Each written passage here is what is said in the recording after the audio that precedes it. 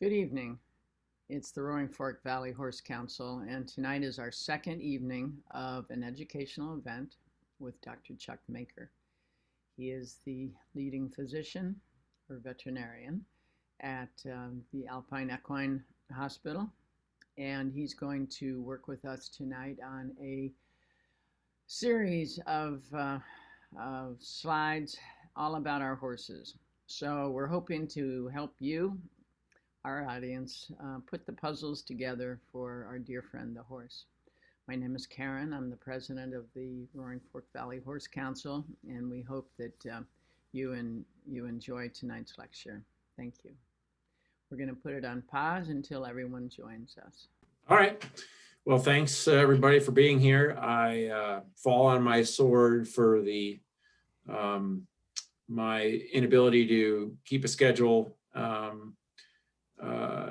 It just here I am, and I want to make sure I answer any and all questions on horse health for you tonight.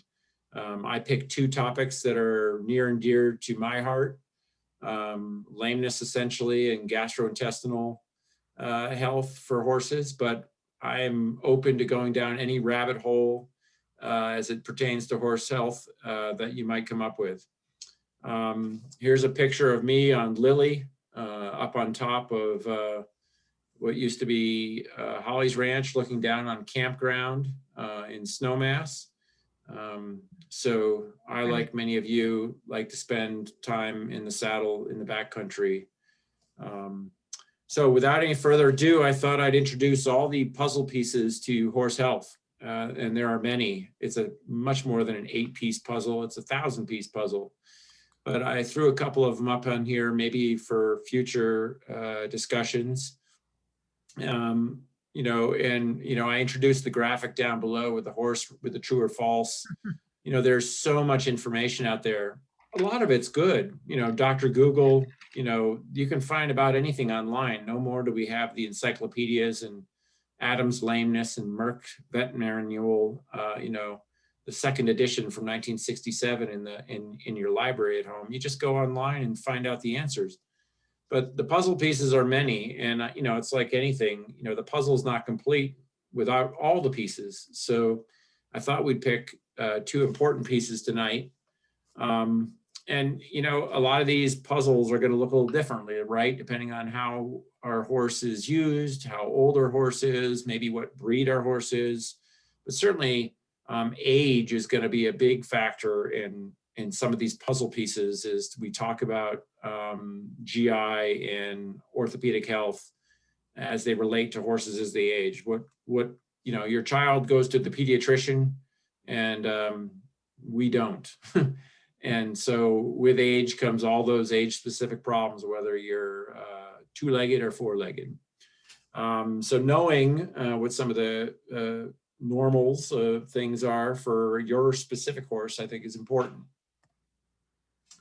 Some timely winter comments I would have as horses are fluffy and we're starting to go out and see our horses now and rub up against them and spend time with them and noticing that they're starting to shed all over our jackets, and you go through 7 jackets in 7 days.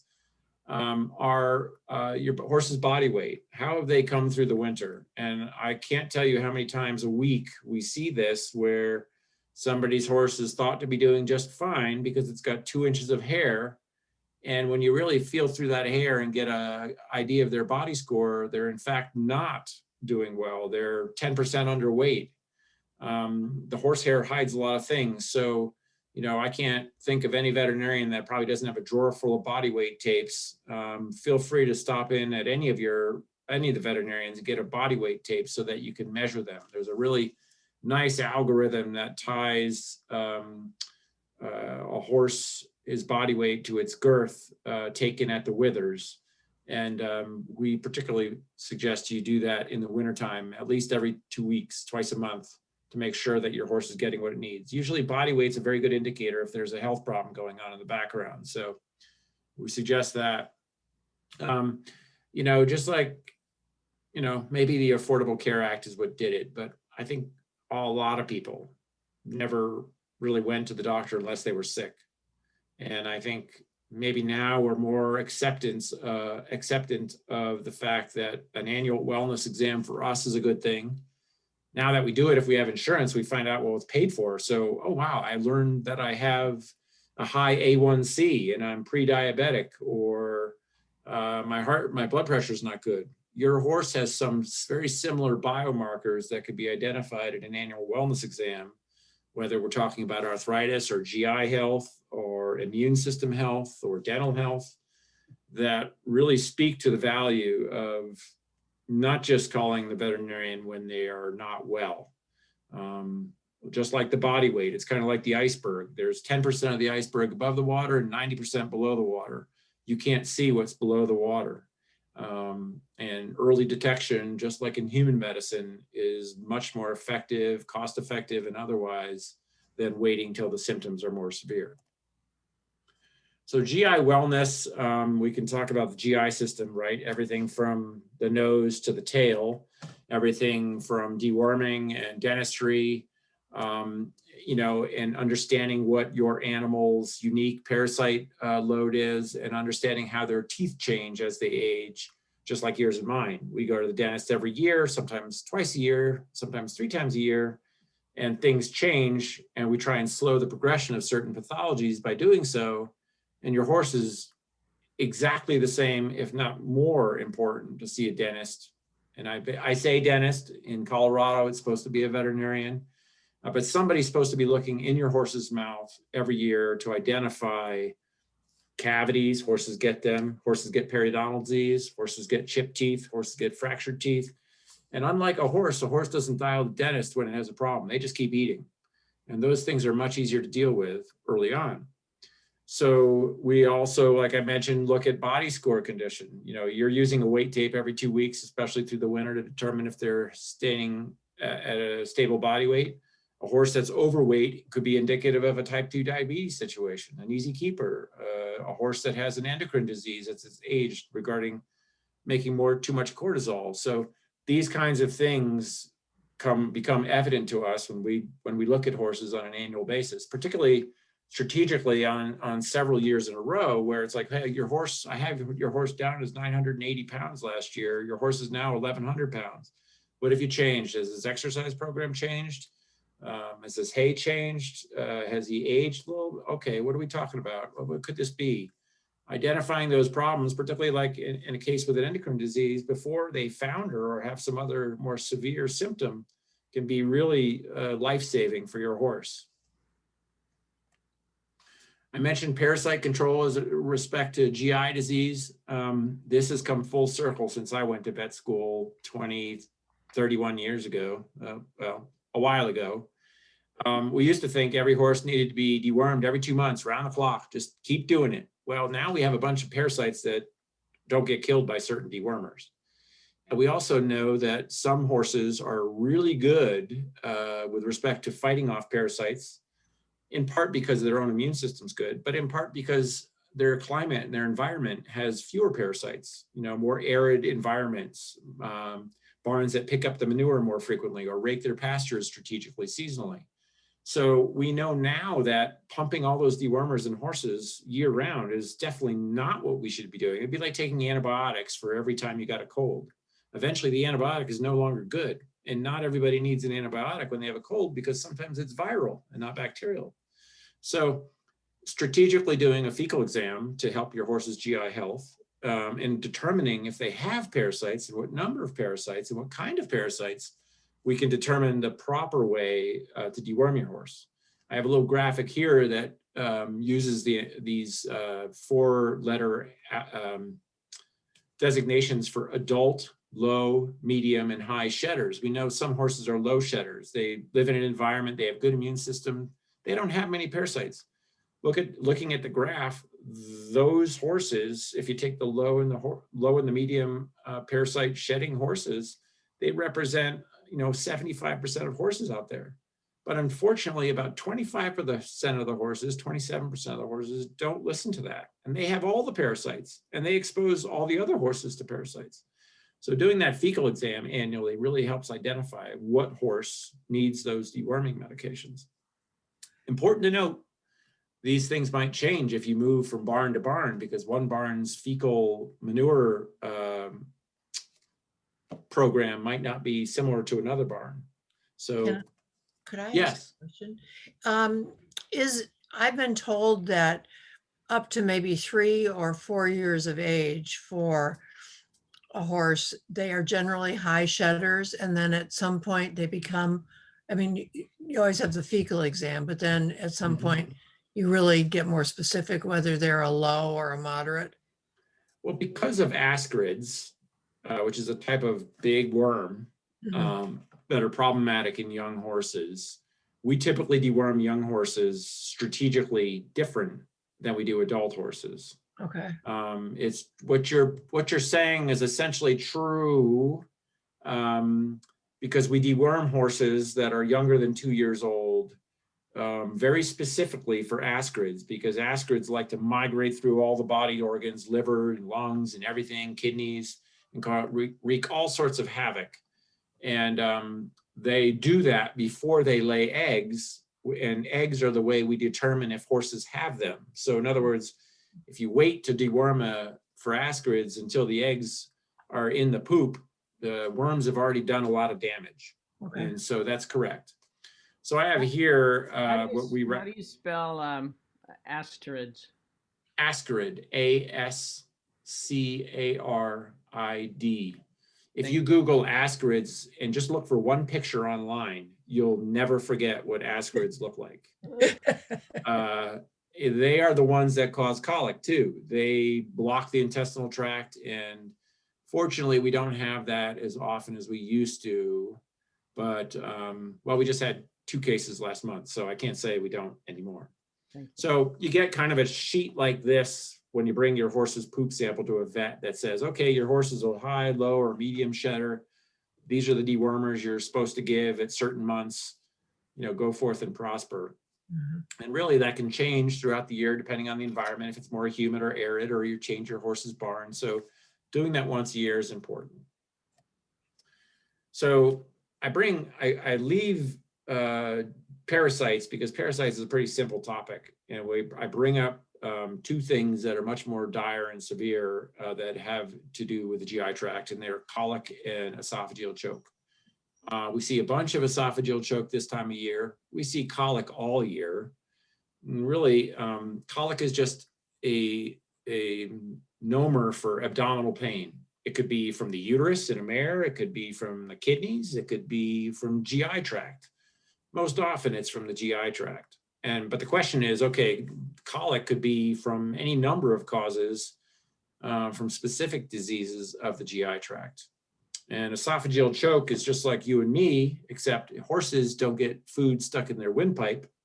They just don't chew their food, or they have bad teeth and they try and swallow, and then the food gets stuck in their esophagus, and then the food just comes back up and out their nose and creates all sorts of havoc. So colic really, again, just pain. And just think of a colicky baby. You don't know why the baby's colicky, but they're just exhibiting colicky abdominal pain. So gastrointestinal system is probably the system around which we suggest you know the horse's vital parameters, the normal vital parameters, most importantly. I mean, this is the classic phone call from the top of, you know, Hell Roaring Creek trailhead. Is my horse colicking? You know, heart rate's 80. A lot of people will carry a rudimentary stethoscope in their first aid kit, you know, and we get, you know, we ask for these bullet points when you call us with an emergency.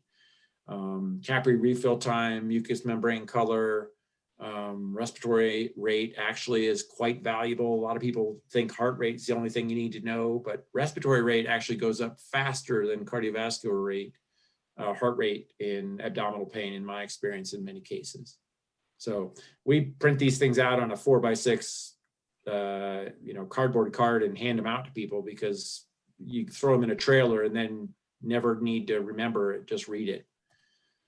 So esophageal choke, again, you might confuse it for colic, but really usually what you're going to find is that the horse was eating earlier and now he's not, and there's some kind of greenish, foodish tinged saliva coming out of his nose. Usually it's both nostrils.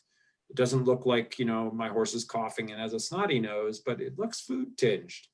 And they're pretty apprehensive. They try and go over and drink, but then they get apprehensive further because it just comes back up and out their nose.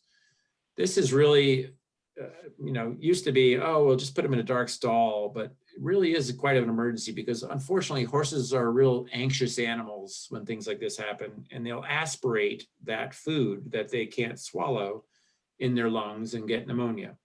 So really is a veterinary emergency. There's no way out of this.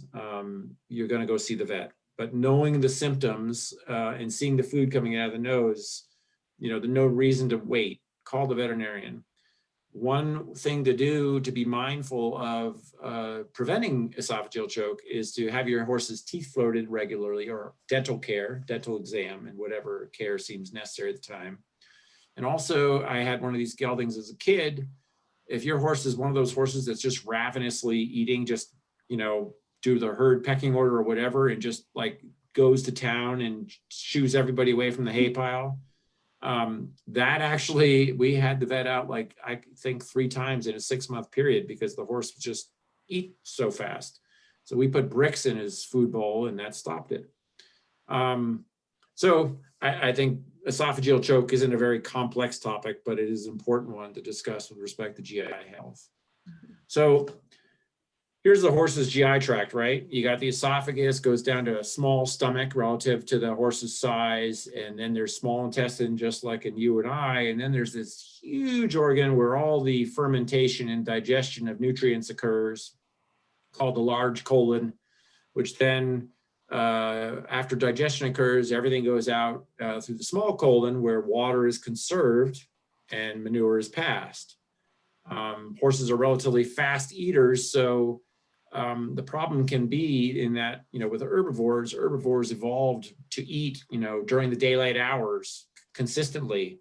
And we can cause a lot of GI abnormalities by feeding them twice a day.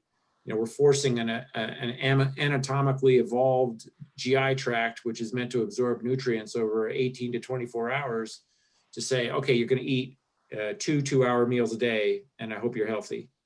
We cause all sorts of problems with that. Gastric ulcers, most notably, but some other things we're going to talk about as well. I apologize. This was supposed to be earlier, the esophageal choke slide.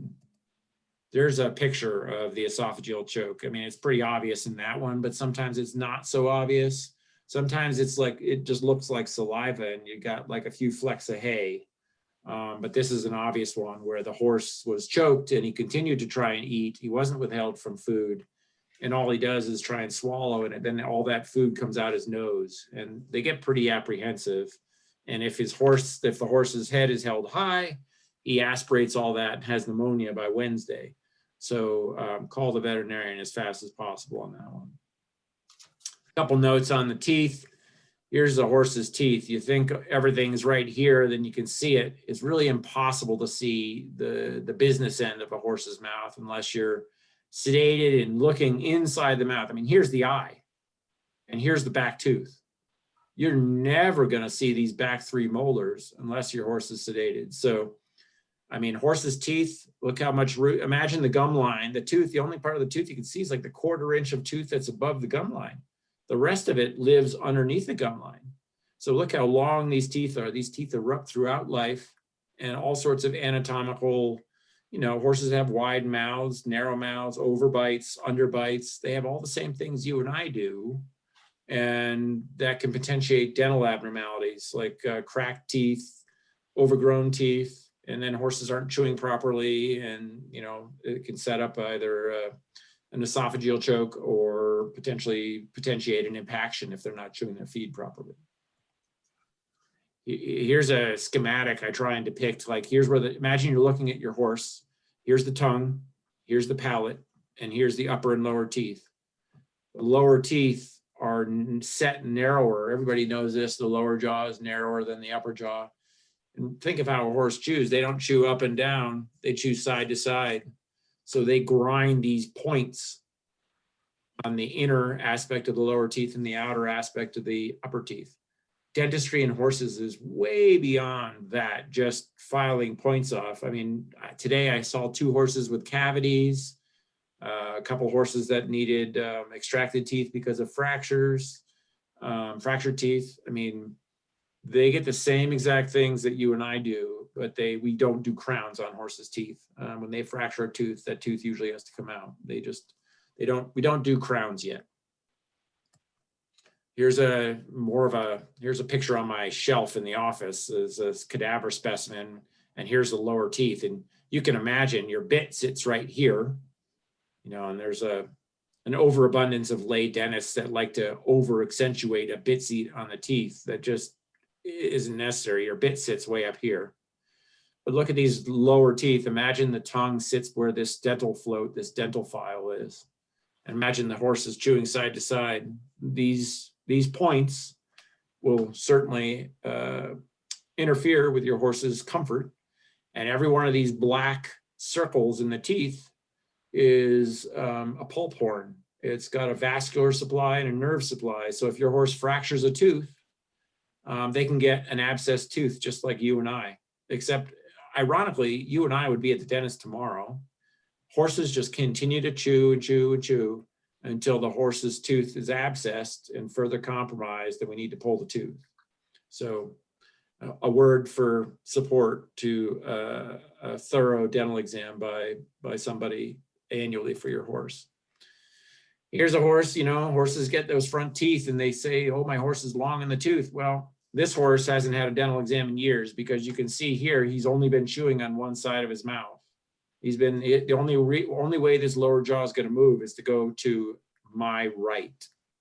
Not going to be able to move it this way anymore. So in other words, there's something on this side of his mouth that just has been there for years that set up this abnormal wear pattern. Things like this are obvious, but we see a lot more things that are subtle. And I like to show people, I use a mirror in a horse's mouth. I'm sure every veterinarian does, or most do now. And it's amazing what you can see when you look. Just like you and I, we get older, dental carie problems than our kids do. We have better enamel, but we have more periodontal disease and all sorts of other wear and tear problems on our teeth, and horses are no different.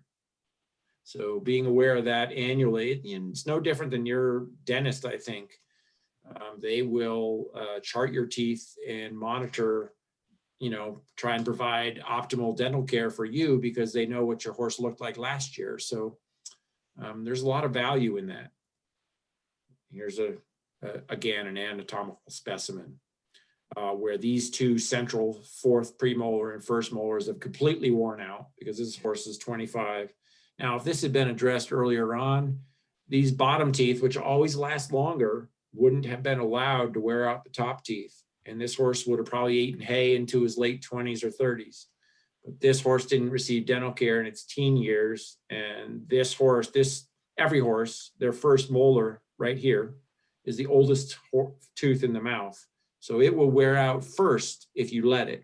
And just a comment there that every horse is the same on that. They get that 1st molar. That's their the oldest tooth in the mouth. Chuck, Yeah. I think Bella has a question. Go ahead, Shoot. Bella. My horse still has her wolf teeth, as our friend said when he looked at her mouth. Do we need to get those removed? That is an excellent question. So amazingly, we're on this slide. This is the first, this is the number 6 tooth in this horse's mouth. It's the 1st tooth on the upper aspect of the jaw. The wolf tooth is a vestigial, primordial, ancient tooth, right? And it sits right, I don't know if my pointer shows, my pointer showing up right here? Yes. You see my pointer? Yep. The wolf tooth looks about like half the size of my pinky, maybe like a number 2 pencil. Just a little thing right there in front of that 6th tooth. If your horse is ridden in a hackamore, and quite honestly, it's customary to remove them because they will interfere and they will get bigger as your horse goes from a yearling to a long yearling to a 3 or 4 year old. Many times they'll come out by themselves. But oftentimes we will, depending on what the horse does, if it's a draft horse that's never going to have a bit in its mouth and is going to pull, weight or, it's not going to need its wolf teeth removed, then we'll leave them in there. They serve no purpose, but yet they're not to the detriment of a horse. It's really something man-made where we remove them depending on what you're going to put in the horse's mouth.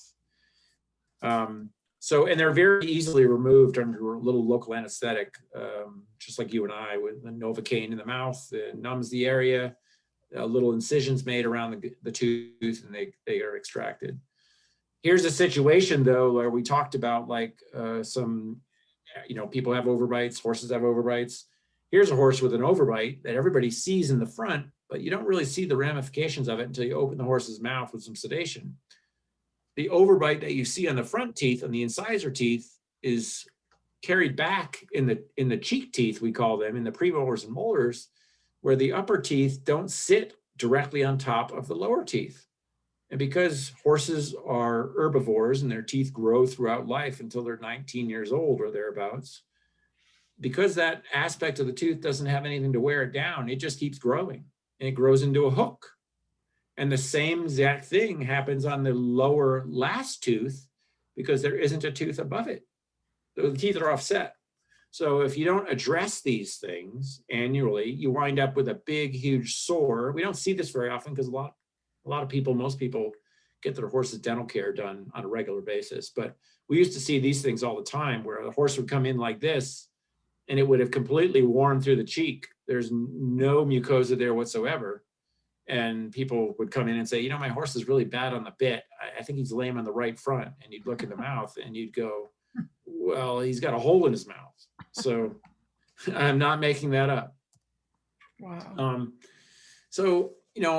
After we talk about dental care and esophageal choke, I thought we'd move into the bigger topic of colic and, abdominal pain. And I think everybody needs to understand the signs of colic. They can be very obscure to obvious. Like they can be from, my horse is just depressed and dull and not interested in his normal dinner, to flailing around, flopping up and down, getting up and down, 3 times a minute, rolling over on its back. So I put them all, I list them all there. And I try and empower everybody to do, if do no harm is the idiom by which you rule the day, those things of walking your food, walking your horse, not offering them food, always having access to water, giving oral electrolytes, those things are good. But a lot of people nowadays have medications sometimes that they've had from a previous veterinary visit or maybe a first aid kit that they're not trained in using. And I put a couple things in there that just to try and educate people that, Banamine is a great tool. We use it all the time, but we use it and it masks symptoms. And we need to make sure we know what those symptoms are so that we properly treat the problem rather than just mask the symptoms. Because timing is everything with colic. I mean, some colics, 8 out of 10 or maybe 19 out of 20 are fairly mild and maybe even go unnoticed and just pass in the middle of the night.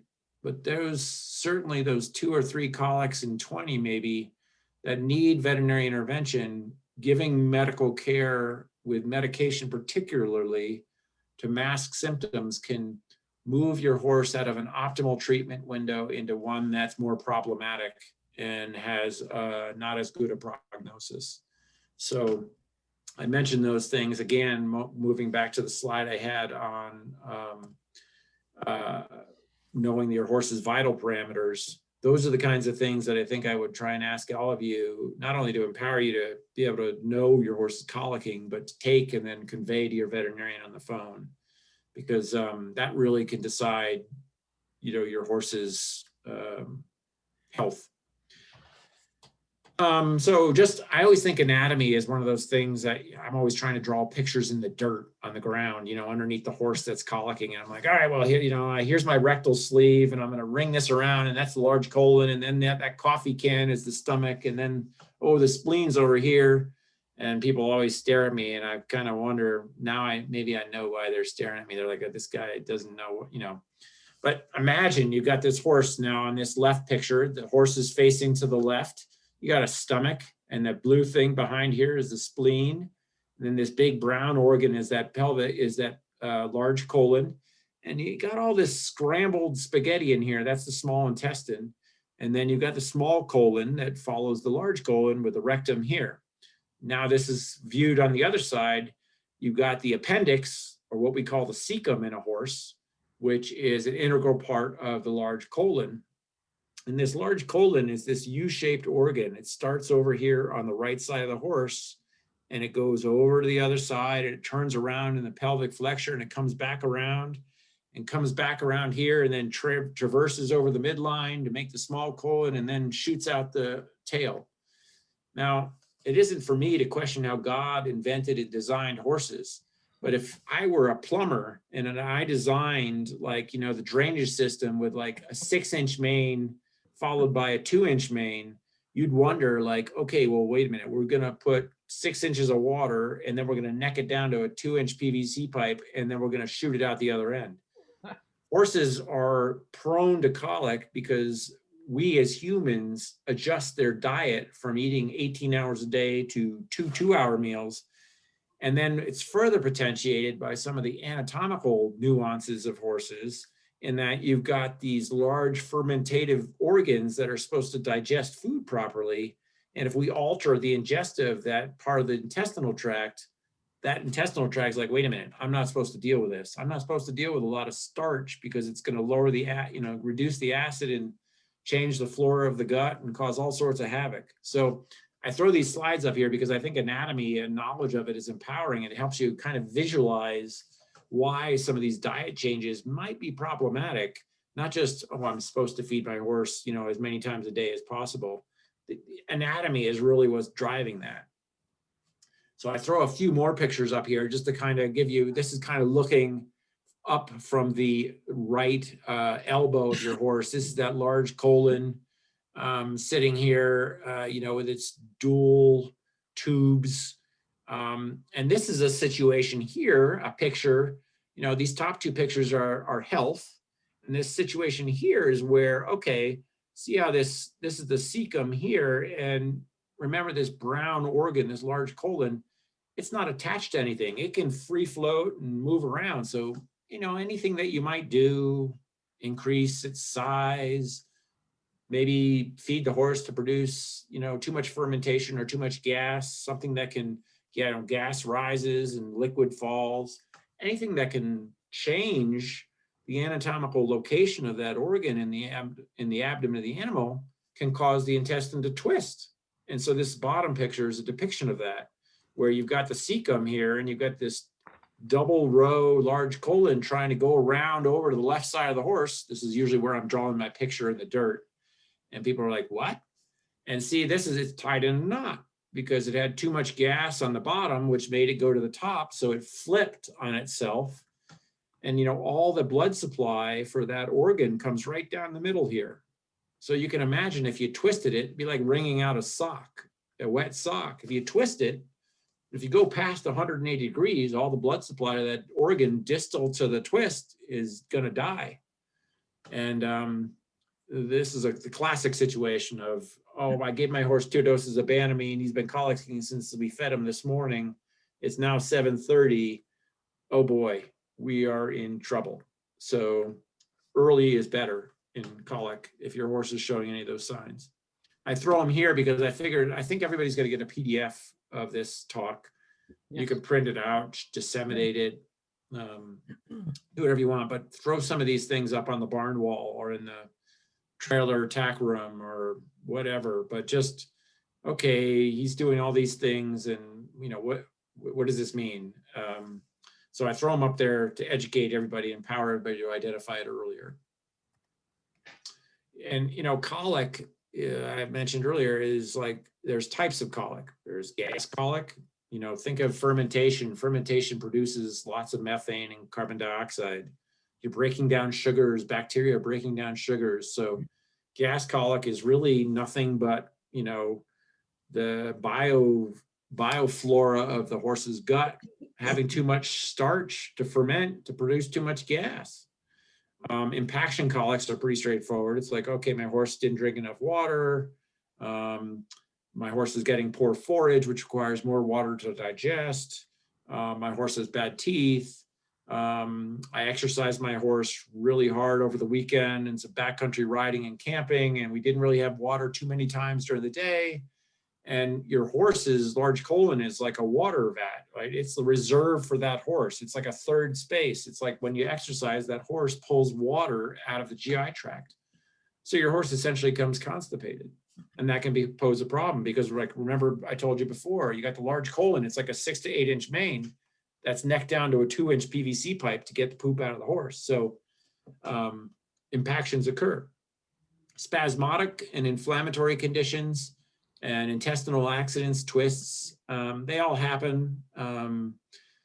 Spasmodic colic is the classic 2-year-old that doesn't know it's you're not even doing much with him yet, and yet he's colicking. And we don't really understand the whys and the wherefores of why we see young horses have spasmodic colics. We have good drugs for them, but it's kind of like the kid colicking. It's like they're crampy, and yet if you just take the cramps away, they just go, you haven't incited a diet change and you give them some medication.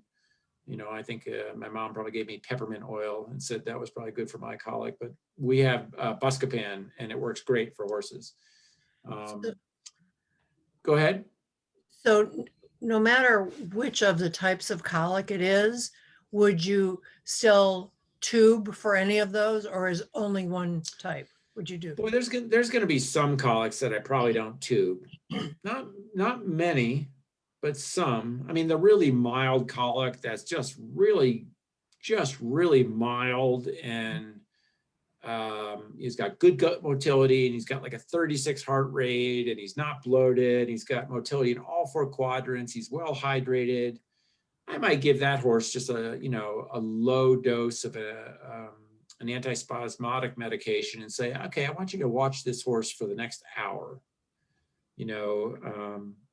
I learned to tube horses without sedating them, but that's not the MO typically this day and age with many younger veterinarians.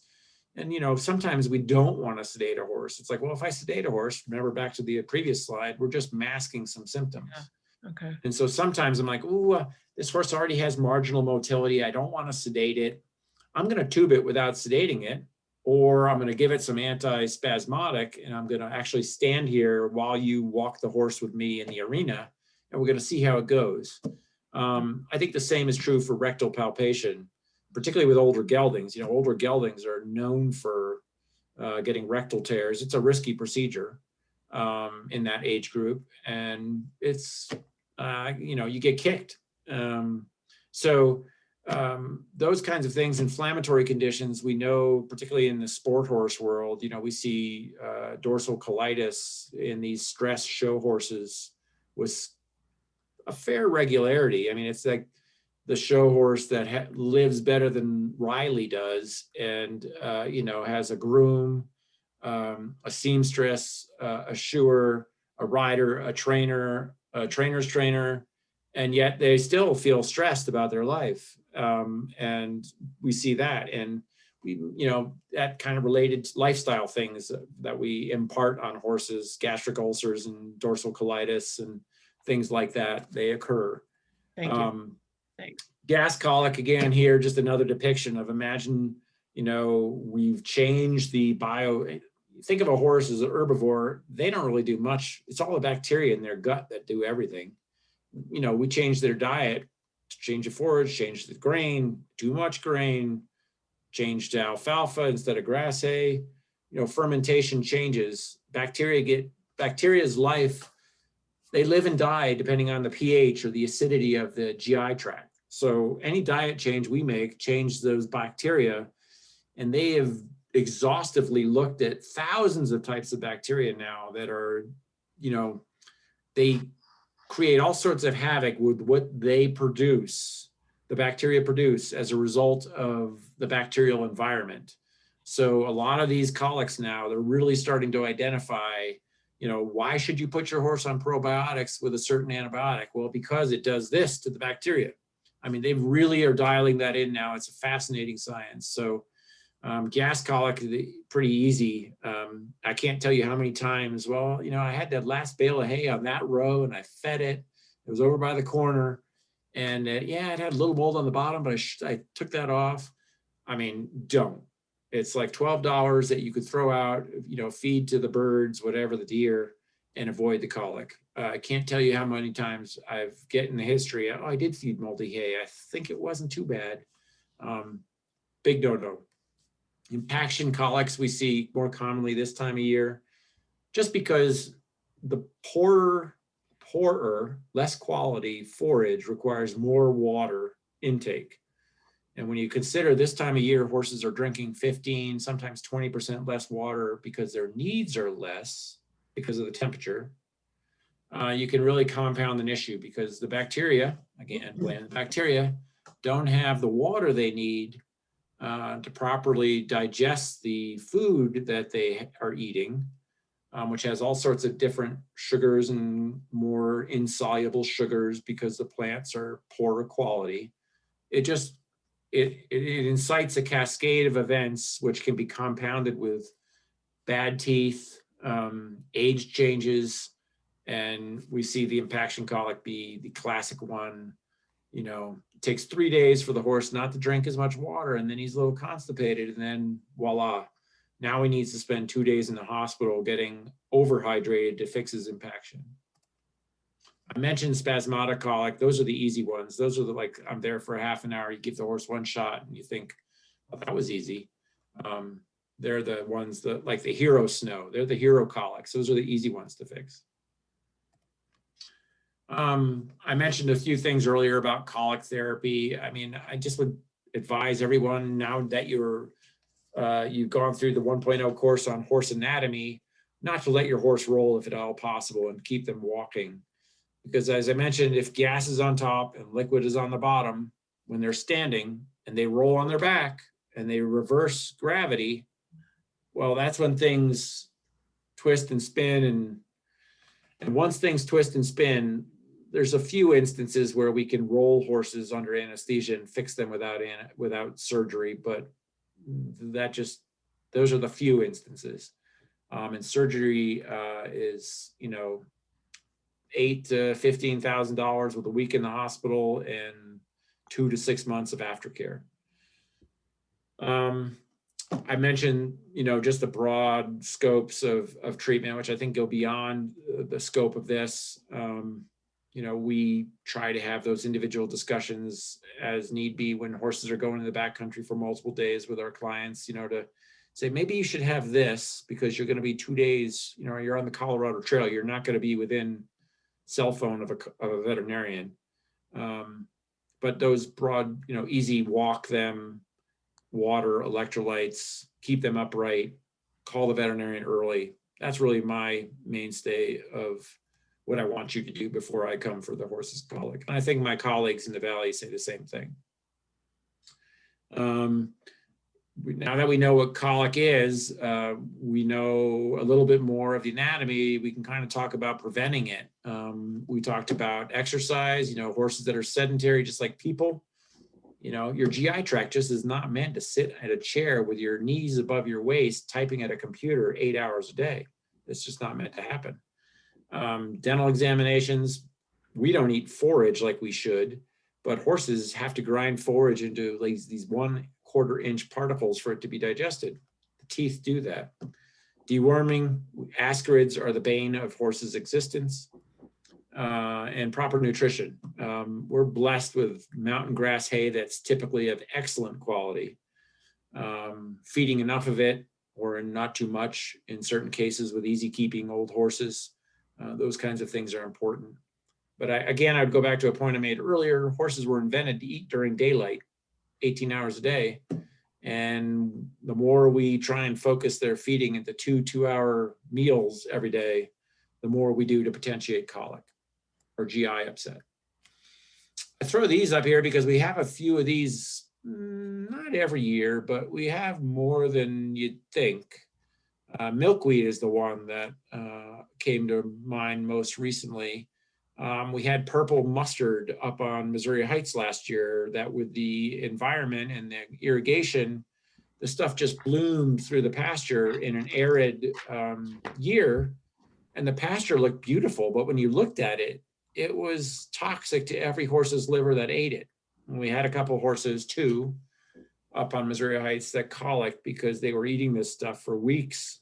And we got them through it, but I mentioned it's, you know, it's not a bad idea to have a knowledge of some of these plants. You can look them up in Google, and what I do, you know, you take a picture of something and then you send a picture of your phone to your phone, so it's in your photo stream forever, and you go, oh, is that poisonous? Yes, it's poisonous.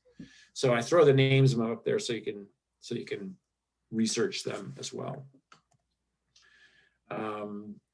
A couple, this is that, these are the 2 that hound's tongue and dock. Milkweed is really not very palatable, but if there's nothing else there to eat, and we see these in the early spring when horses are foraging and people are saying, oh, do I need to feed him as much hay anymore? And they'll go out and eat the stuff that they shouldn't because they're just browsing and they're eating to just pass the boredom. So milkweed is toxic, very toxic, and usually deadly. So get it out of your pastures. A segue from colic into a recent event would be rabies. Most of you, when you see colic signs, you know, when you hear hoofbeats, think horses. But occasionally when you hear hoofbeats, it's a zebra. And this would be that instance. And until recently, we had not had a rabid horse on the Western Slope. We have insect-eating migratory bats every summer on the Western Slope. They come through every year on their migratory pattern. And we've had rabies in Colorado Carbondale horse barns before. It's usually a cat eating a rabid bat, but we haven't had a horse rabies. We know it could happen, but well, recently we had a rabid horse mule on Missouri Heights. We haven't had that since a rabid horse in Colorado since 2013. We know it was the bat variant. So whatever bit this horse was either a bat or had been bitten by a bat. And most likely, with it being a 3 to 6 month incubation period and insect eating bats having small mouth parts, whatever bit this horse had a wound on its nose 3 weeks before it got sick. It got bit on the nose. That animal had probably eaten a bat. And unfortunately, the main sign, most horses that are rabid, initially their symptoms are kind of dull depression and kind of colic symptoms. And you can get it by being exposed to your horse. I can speak to not wanting to go through the post-rabies thing again. So I don't think there's any reason not to get your horse vaccinated for rabies. We have proof positive that it was up in Missouri Heights last month. And unfortunately, because of the way carnivores act, you know, coyotes, foxes, raccoons, whatever, I anticipate that we'll probably see more rabies cases if we don't have a comprehensive vaccine program. So all the veterinarians in the Valley have this information, and I think I speak for them. I think they all encourage getting your horse vaccinated for rabies. There was a statistic released by the Board of Health said horse owners were actually 4 times more likely to be exposed to rabies than a dog owner, because dogs are ubiquitously vaccinated for rabies and horses still in 2020 are not. People are like, they think of it as an elective vaccine. And I think the other areas of the country that have rabies all the time, that's not the case. And I think we can speak to now in Colorado that it is in fact here, kind of like West Nile virus is now here. It's just one of the elements that we suggest vaccinating your horse for, and which has dire implications for human exposure. So with that, I'll segue into musculoskeletal and something that I'm passionate about, particularly joint disease. I mean, I just, you know, I try and be athletic, and horses are athletes, and they have horses are actually a very good model for human orthopedic disease. A lot of stuff in humans is derived or in partnership, like Steadman Hawkins Orthopedic Clinic. They have a lot of initiative research projects that they work with the CSU Orthopedic Research Center at over in Fort Collins. So there's a lot of similarities here, and I think it's a fascinating area of topic. So with that, if you have any Lameness questions, please feel free to interject in any of this. It's not meant to be a monologue or a dissertation. It's meant to be a conversation. There is a statistic that by the time your horse is 18 years of age, and I think a lot of us would say 18 years, well, my horse is great. He's healthy. I mean, I take care of him. He's my companion. She's my companion.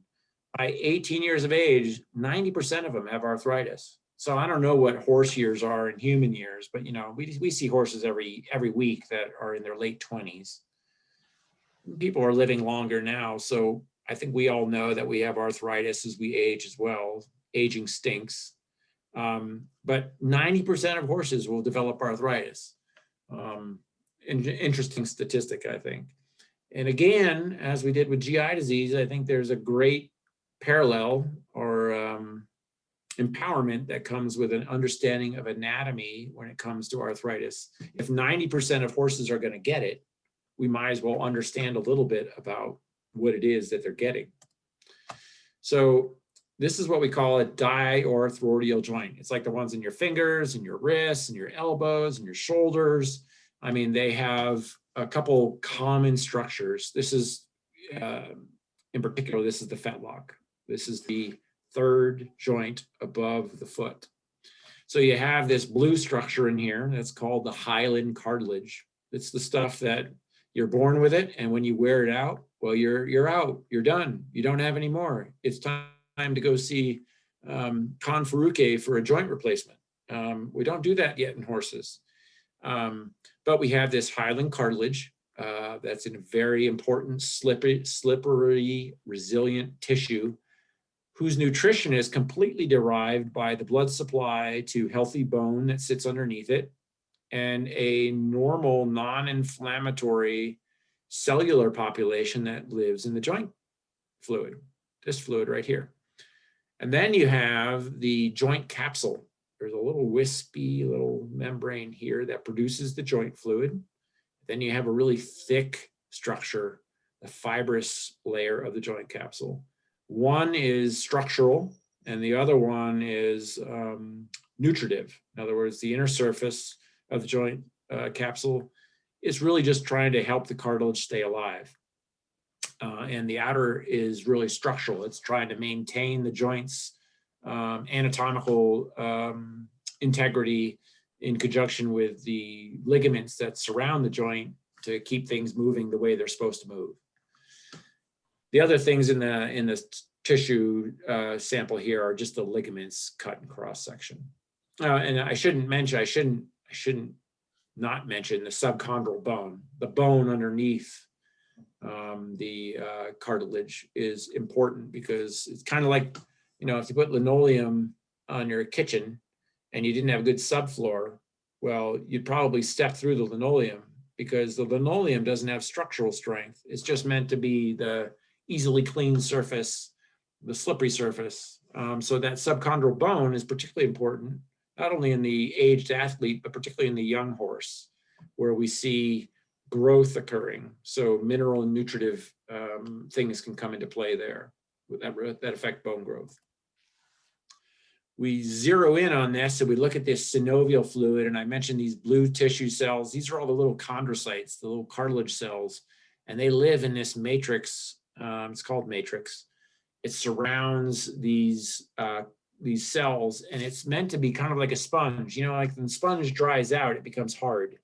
But when the sponge is wet, it's kind of resilient. You can kind of push on it and deform it, and then it comes back.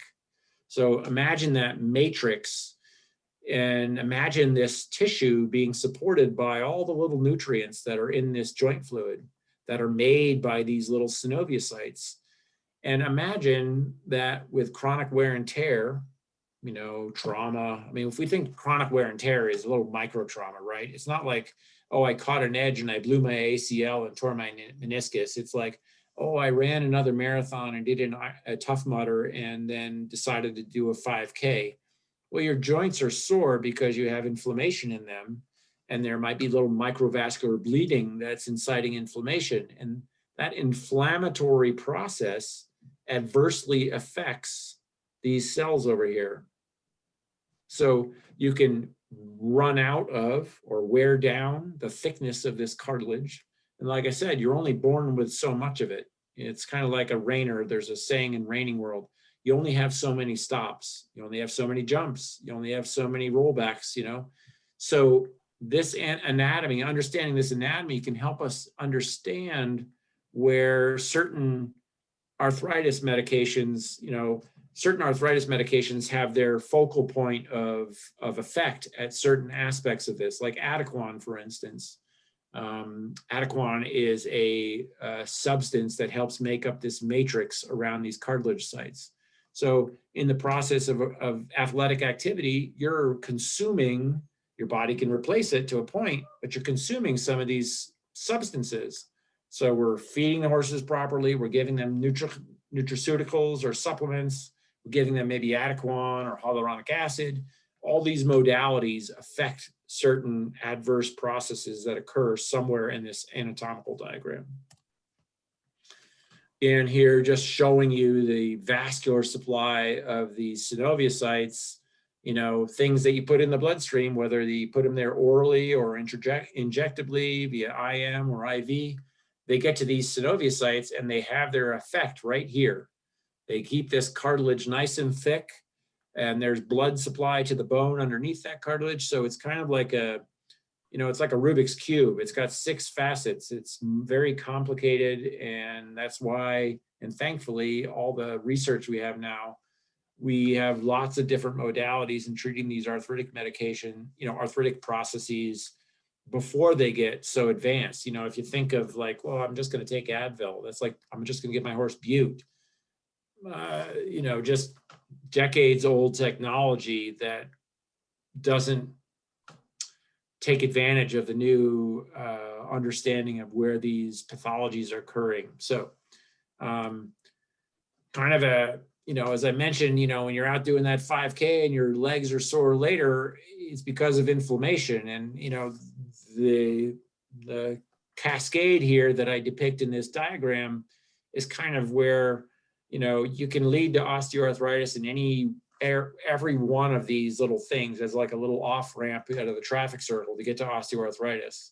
And we can manage them, you know, kind of have a pinpoint strategic attack to help avoid or treat, prevent or treat osteoarthritis.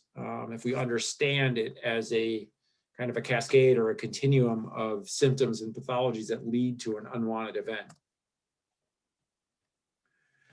Here's a depiction I was trying to say earlier of trauma. Okay, I'm a reiner. I took a roll back to the left. I spun on my stifle too quickly. I tore my joint capsule. Or here, I have OCD. I'm a young horse. I grew too fast. Or I took a bad jump. But here, I've damaged my cartilage, and that incited inflammation. And inflammation is part of the healing process, but uncontrolled inflammation can lead to a deleterious advancement of the injury. So knowing that the process of inflammation is very complex, we can target certain aspects of the inflammatory process. For instance, with PRP, platelet-rich plasma, you know, platelets stop bleeding, right? Well, not only do they stop bleeding, but when you get that blood clot there, it's full of all sorts of growth factors that stimulate stem cells. So that's why we use PRP now, is because I know how to obtain platelets to shoot all those growth factors into that damaged tissue and help it repair itself. Whereas 20 years ago, well, let's just give them Bute and make the pain go away. So it's kind of an evolution that I'm grossly over condensing in this discussion, but just some anatomy understanding to understand why some of these these novel things are more advantageous to your horse to help prevent arthritis. Again, you know, I threw this slide in there because I was like, oh man, you know, if I could do a whole topic on nutraceuticals. because, you know, you go to the co-op, you used to go to the co-op and you'd have like 14 varieties of hyaluronic acid and, you know, 3 of glucosamine, and you know, one might have avocado soy extract and one with MSM and vitamin C, and the list goes on. But here's that molecule depicted here with strands of glucosamine and chondroitin, or glucosamine and hyaluronic acid, that make up this extracellular matrix, this blue stuff between these cartilage cells, and this slippery substance that is imbibed in joint fluid that helps lubricate the joint to move, you know, with athletic activity. And, you know, some of these things, kind of like cabbage, some of these things are digestible and some of these things aren't. So, you know, you've got like a natural hyaluronic acid product that used to be on the market that was very digestible and would get where you needed it, whereas a synthetic variety of it induces more inflammatory changes and doesn't go where you need it and winds up in the manure. So there's all sorts of different label claims out there, and many of them are anecdotal, but fortunately there are a few, particularly those with avocado soy extract and glucosamine, Adequan, Pentasan, that really have been shown to intercept some of the breakdown and support the repair of these important molecules in supporting healthy joint fluid and more healthy articular cartilage. Articular just means joint. Was there a question out there? I thought I saw somebody raise a hand. I just sent something in the chat. I don't mean to be rude or anything, but I need to leave so I can do some homework.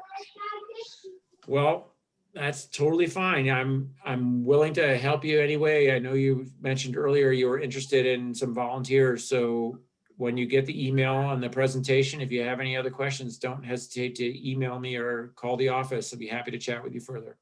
Okay, thank you. Thank Sure. you, Bella. Thanks for joining us. Say Yes. goodbye to your mom. Okay, I will. Say hi to Sydney when you see her. I will. Again, just more, I mean, a picture's worth 1,000 words. I just imagine this is your joint and this is the cartilage, whether it's your sore finger or your horse's fetlock or a coffin joint or a stifle or a hock. This anatomical depiction describes beautifully how chronic trauma, poor nutrition, poor conformation, deleterious, administration of certain medications can adversely affect the cartilage in your horse's joint. And, the inflammatory cascade just, it's like you stuck in a roundabout and the end result is arthritis. First aid treatment, just a few slides on this, and then I think we'll wrap it up. First aid treatment is just, we're going to try and we're in that roundabout, and there's all those different exits or entrances that potentiate arthritis. And a lot of our therapy is going to be aimed at individual aspects of that. But one of the things, the similarities is ice. Ice has actually been shown, that diminishment of the inflammatory cascade with ice is very important in the acute phase. Sometimes we're not smart enough or astute enough because we can't talk to our patients to understand that there's joint instability when they've done ligament damage. So we have to impart rest. It's easy to make them feel better, but it's easy to make them feel better and then potentiate further damage. So sometimes, ice and support wraps are important, but then making sure that the horse isn't substantially injured and okay to continue, because chronic minor alterations in joint instability from ligament injuries, we know only wind up to be more serious injuries in the relative short term. So I think it's important to understand those before you bring your horse back into work. An idea or a concept here about medications. I mean, all these things have different modes of therapy or administration, right? There's the IM route, there's the Adequan route in the lower left-hand corner. There's me injecting IRAP or PRP into the fetlock joint here, intra-articular. And then there's IV. And then I didn't have a good picture of somebody eating Cosequin or another joint supplement. But those are the main modes of and they're all vary in their effectiveness, and they all vary in the target of what they're trying to do. So understanding thoroughly your horse's lameness is really paramount to providing the most accurate treatment. A couple notes here about individual therapies. Glucosamine, I showed you the anatomical diagram of that. You know, glucosamine is very important. It's important to make sure you provide the horse's glucosamine in a route that's absorbed, whether it's intramuscular, favorable, or potentially orally, but make sure it's, you know, it's like things that you eat that are not digestible. They don't do any good. A note on corticosteroids. Corticosteroids have their place, but they don't have a place where we reduce pain and just say, okay, well, the pain's gone, so let's go forth and prosper. We know an inflamed joint is more harm than good, but if we use corticosteroids to reduce the inflammation, we have to be cognizant that we have to allow enough time for the horse to heal. It can't be just, well, I controlled his pain, now let's go.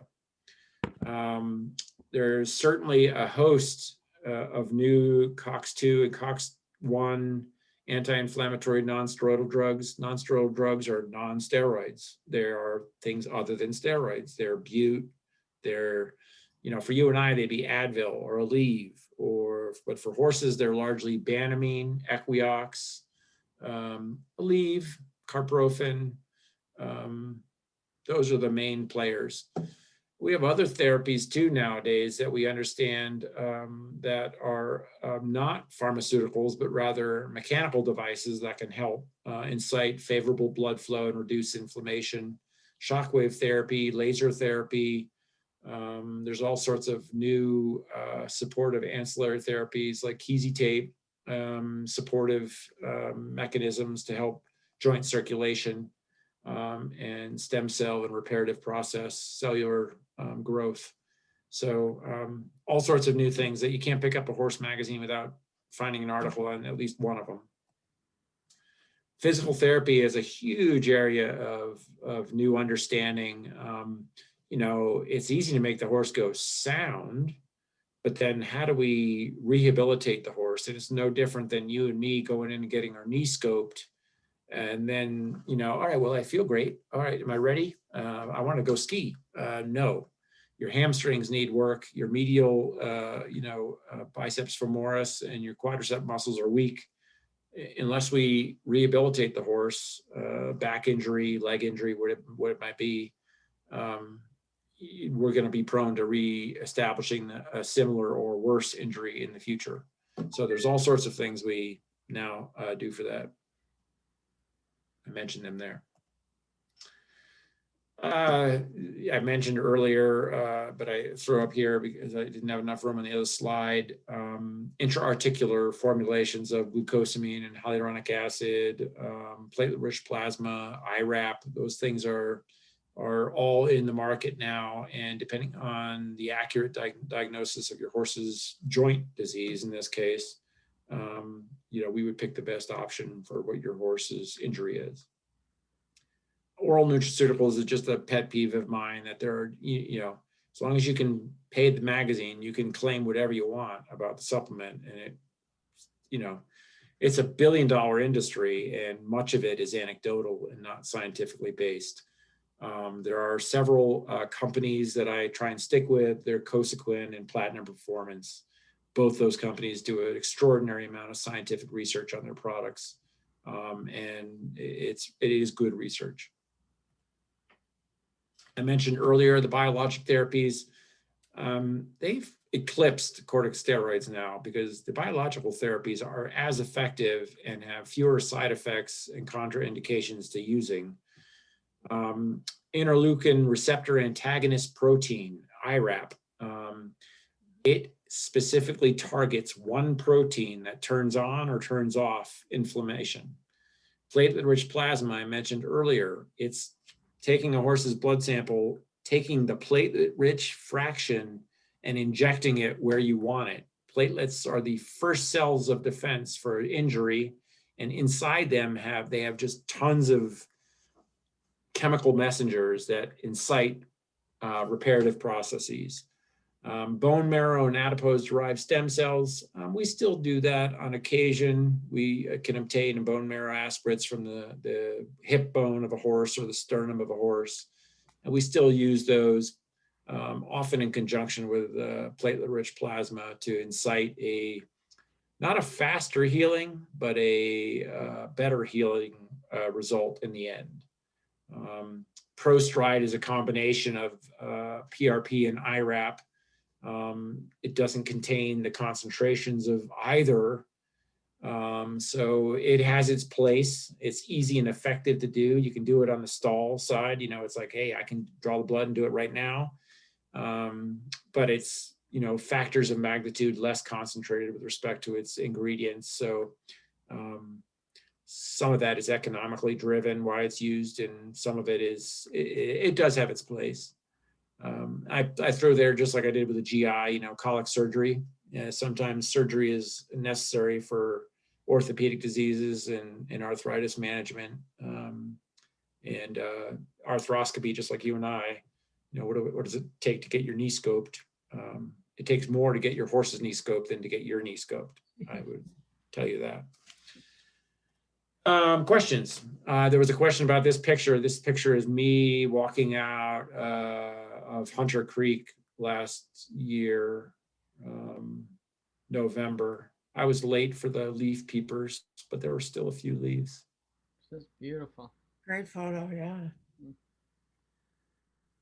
Those buildings are so neat. I wanted to stay there for hours and just do black and white as the day changed, but I had an appointment and I had to run. Any questions? Yeah. I think it was last. Hey, Tammy, long time no see. Hey, Oh my gosh. How you doing? Thanks for doing this. It was Good. My pleasure. informative. Sorry, my lighting's so bad on sitting where I am. But you and Sam did a deal down at the Glenwood Vets down that way. I think it was last fall or something. And at the very end, you were talking about a list of things that would be good to have in your horse trailer first aid kit. Yeah. Is that something that maybe we could include on this recording when you do it, Karen, that we could have something we could print out on something like that? Yes, I was thinking of asking Chuck if he would help us put together, that one thing that goes in the trailer. Yeah, I actually have that. The first presentation I gave, I don't know when we did that, 2 months ago. The first few slides are just lists of things that you would have in your first aid kit. And Karen, if you have that, just throw that PDF out again. Okay. It hasn't changed. Those are the things that we provide to people. If they bring a toolbox or a bag in, we put it in the box and send them forth to use them appropriately when they have a need. And I think that it was. Did you have a follow-up question, Tammy? I was Yeah, just it gonna was- say to Karen that I've been riding a long time, and knock on wood, that I hadn't had any accidents in a really long time, and I didn't have a horse accident. I ended up having a people accident. So you might add on there just a few people things. We ended up using all the stuff out of our horse first aid kit and had absolutely no people type things. All right. Which was That's a kind of good a, idea. I had never really thought about that, just because Yeah. that's good luck. I was over at- here. Yeah. We were at Grizzly Reservoir with my son and my dad, and all he had was the box for the horse, the tackle box for the horse first aid kit. Yeah. And Tristan on his back cast hooked my dad's hand with the hook, and all I could hear from across the lake was Chuck. And yeah, I thought an 8-mile bumpy road with a hook in the hand versus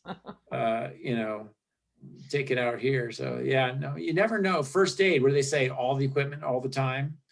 Yeah, I have a few plates and screws that would suggest I should follow my own advice. Anyway, well, thank you so much for doing this tonight. It was Sure. very good and important. Very good. I enjoyed it. Thank you so much. Thank you. Thank you very much. Well, Thanks, Chuck. And Sure. I think what we'll do, Chuck, is we're going to sign off because we're still recording right now. But what we'll do is in my follow-up emails to everyone, I'll send out the PDFs and these lists that we can get laminated and maybe put the Horse Council logo on. And we're going to do this again in April, sure. if everyone's willing. And If everybody would give some, I mean, I could banter on about stories or topics. You just, if everybody has something they're interested in, or, I mean, I think I posed this to you and Holly, poll the group, and if there's 2 topics that float to the top, that's what we'll do. It was interesting to hear you talk about the IRAP because my 4-year-old warm blood just had that. Yep. Yeah. That was called the Kobe Bryant used to get that in his knees, and it wasn't approved in the US. He had to fly on a private jet to Germany Oh my God. to get it, and then fly back to LA to play. And we've been using it in horses for 10 years. It's Yeah. now in its 2nd or 3rd evolution, but yeah, it's sometimes I think horses are better cared for orthopedically than people in some aspects. That was interesting.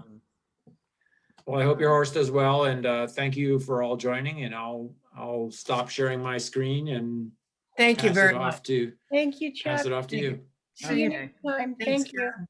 Yeah. Thanks so thank much. you, everybody, very much. Look for an email from the Horse Council. Okay. Thanks. Have a great evening. Thanks. Be you too. well. Yeah. Good night.